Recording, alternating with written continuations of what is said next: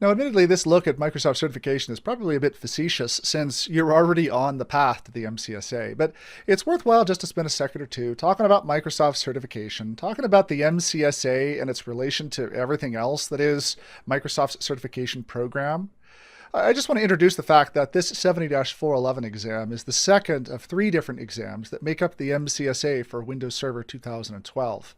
We began with the 70-410, titled Installing and Configuring Windows Server 2012, and now we're here into what is really part two of that exam. And I'll explain more what I mean by that in a minute, but recognize that a lot of the stuff that we were talking about in that 410 exam is kind of repeated and then expanded upon slightly here for our 411 exam.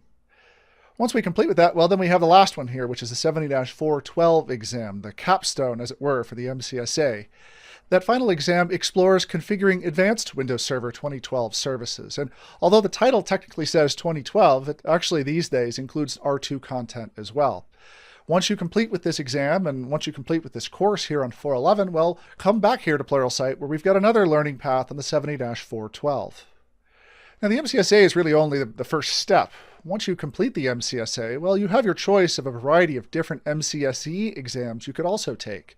Here are two of them, the MCSE Server Infrastructure and the MCSE Desktop Infrastructure. Now, in the case of both of these are additional exams that you take after you complete your MCSA. So in the case of MCSE Server, which is arguably one of the more common exam paths that are taken, once you complete 412, well, then you'll move on to 7413, which here at Pluralsight is taught by Tim Warner, and then on to the 7414, which is a very interesting little final exam there for the MCSE server that will also be an exploration you'll be sharing with me. Now, should you decide not to go down the server path, there is also another MCSE desktop path you can choose as well, using the 415 and 416 exams.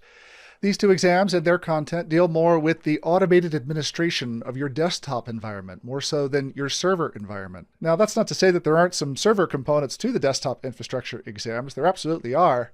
But these two exams focused on how to use those server solutions in order to manage the desktops that exist inside your environment and on your LAN.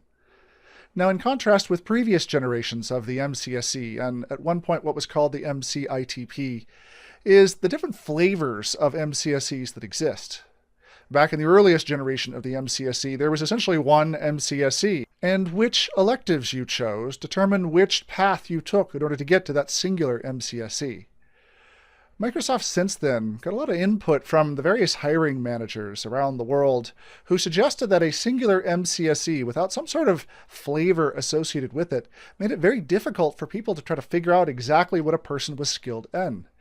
So Microsoft, with this version, with this generation of MCSE, has expanded things into a variety of what I can only call flavors, I guess.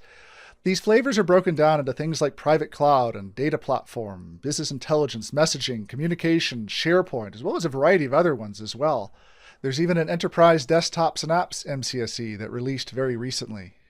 But this gives you different pathways with which to certify what you know, and then very easily denote that on your resume or in your LinkedIn account that you are an expert in those specific technologies.